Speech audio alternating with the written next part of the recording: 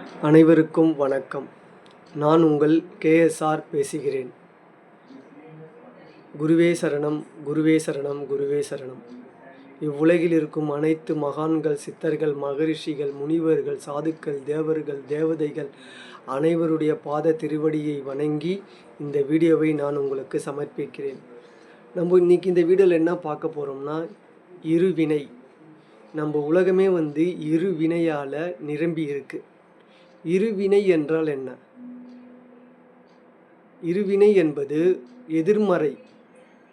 ஒரு நல்லது இருந்தால் ஒரு கெட்டதுன்ற ஒரு எதிர்மறை. புரியுதுங்களா? மேடுன்னா ஒரு பள்ளம், ஒரு நல்லவங்கன்னா கெட்டவங்க.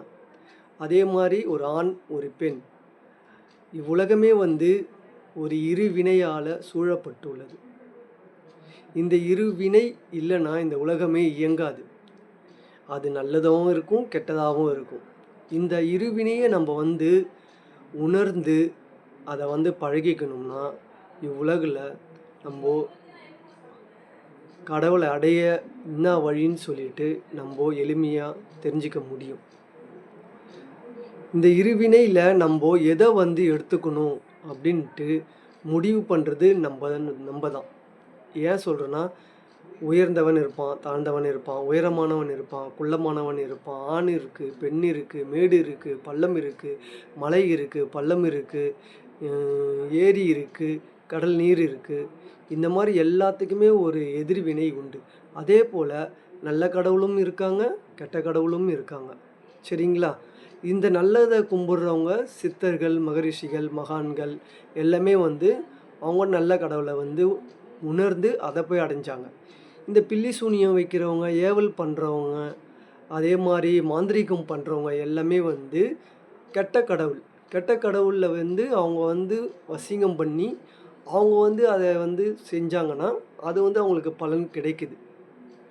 புரியுதுங்களா? நம்ம இப்போது எதை பிடிக்கணும், அதை தான் நம்ம உணரணும்.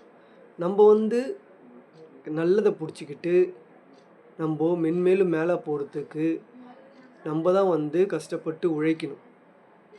முதல்ல நம்ம எப்படி இதை கஷ்டப்பட்டு பிடிக்கணும் அப்படின்னா, முதல்ல ஒழுக்கமும் நேர்மையும் பொய் சொல்லாமலும் இது எல்லாத்தையும் நம்ம கடைப்பிடிச்சோம்னா நல்ல ஆண்டவர் நம்மளை தேடி வருவார். எந்த ஒரு சிஷ்யனும் குருவை தேடி தேவையில்லை. அவன் இருந்த இடத்துல இருந்து அவன் அந்த குருவை நோக்கி தவம் பண்ணும்போது அந்த குருவானவர் சிஷ்யனை நோக்கி வருவார். அப்போது சிஷ்யனை நோக்கி அவர் வரும்போது நம்மளை அவர் மென்மேலும் மேலே கொண்டு போகிறதுக்கு வழிவகையை சொல்லி கொடுப்பார். அதுக்கு தான் நான் உங்களுக்கு இப்போ இந்த இதில் சொல்கிறது என்னென்னா, இருவினை. நீங்கள் இந்த இருவினை இல்லை, இதுதான் இருக்குது, இது இல்லை அப்படின்னு நீங்கள் சொல்ல முடியாது. ஏன்னா எல்லாத்துக்குமே நம்ம உலகத்தில் ப்ரூஃப் இருக்குது. ஒரு பெரிய மலை இருக்குது, ஒரு பெரிய பள்ளம் இருக்குது. புரியுதுங்களா? அதே மாதிரி கடவுள்லேயும் நல்லவங்க இருக்காங்க, கெட்டவங்களும் இருக்காங்க. இப்போ நம்ம அவங்கள பிடிச்சிக்கிட்டு போகிறதுக்கு தான் நான் இந்த வீடியோவை உங்களுக்கு சொல்கிறது. என்னடா அது ஒரு குழப்பமாக இருக்கே, ஒன்றுமே புரியலையே அப்படின்னு சொல்லினா, எல்லாத்துக்குமே நம்ம ஒரு நல்லதை நினைக்கணும். நம்ம மனசில் நல்லதை நினைக்க தான் நம்மளுக்கு எல்லாமே கைகூடும். பெரியவங்க சொல்லுவாங்க அந்த காலத்தில், யாருமே திட்டாதீங்க, பேசாதீங்க அப்படின்ட்டு. ஏன் அது சொல்கிறாங்கன்னா, நம்ம வாயில் வர வார்த்தை நல்லதாக இருந்தால் அது அவங்களுக்கு நல்லதாக முடியும். அதை கெட்டதாக அழிஞ்சு போகணும், இப்படி ஆகணும், அவங்க நல்லா இருக்கக்கூடாது அப்படின்னு சொன்னால் அது அதே மாதிரி அவங்களுக்கு அந்த வார்த்தையை போய் தாக்கி அவங்கள அழிக்கும். அதுக்கு தான் அந்த காலத்தில் சொல்லியிருக்காங்க. கிறிஸ்துவத்துலேயும் வார்த்தைக்கு மகிமை உண்டு. ஏன் அந்த வார்த்தைக்கு மகிமை உண்டுன்னு என்று சொல்கிறாங்கன்னா, இதுதான் காரணம். அதுக்கு தான் சித்தர்கள், முனிவர்கள்லாம் யாரையும் சபிக்க மாட்டாங்க.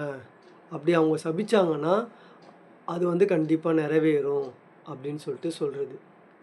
இதை ஒரு இதில் சொல்லணும்னா, நம்ம ஓலைச்சுவடியிலையோ இல்லை வேறு ஏதாவது ஒரு இதுலேயோ பார்த்திங்கன்னா, சித்தர்கள் சாபம் கொடுத்தா அதை கடவுளாலேயும் நிவர்த்தி பண்ண முடியாது. ஆனால் கடவுள் சாபம் கொடுத்தாங்கன்னா அதை வந்து சித்தர்கள் நிவர்த்தி பண்ண முடியும். சித்தர்கள்ன்றது எல்லாருமே தான். இந்த உலகத்தில் தன்னை அறிஞ்சவன் எல்லாருமே வந்து சித்தர்கள் தான். முகமது நபிகளாக இருந்தாலும் சரி, இயேசுவாக இருந்தாலும் சரி, 18 சித்தர்களாக இருந்தாலும் சரி, இவங்க அனைவருமே வந்து கடவுள் கொடுத்த சாபத்தை போக்கக்கூடிய வல்லமை பெற்றவர்கள். புரியுதுங்களா?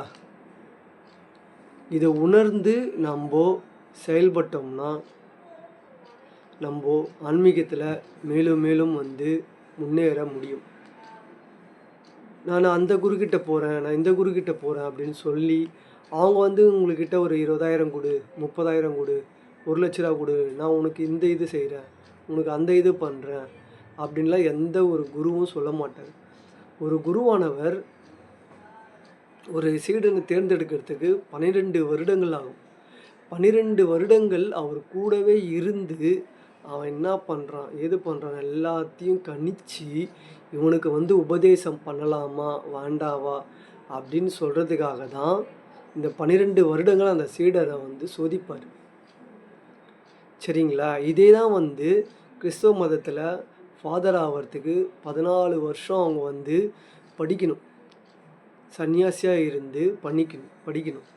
இதுவே வந்து ஒரு இந்துவாக அவங்க வந்து துறவரம் மேற்கொள்ளணும். துறவரம் மேற்கொண்டு அந்த குருவானவர்கிட்ட பணிவிடை செஞ்சு இந்த 12 வருடங்கள் கழிச்சாதான் அவர் வந்து ஒரு நல்ல சீடனாக ஏற்றுப்பார்.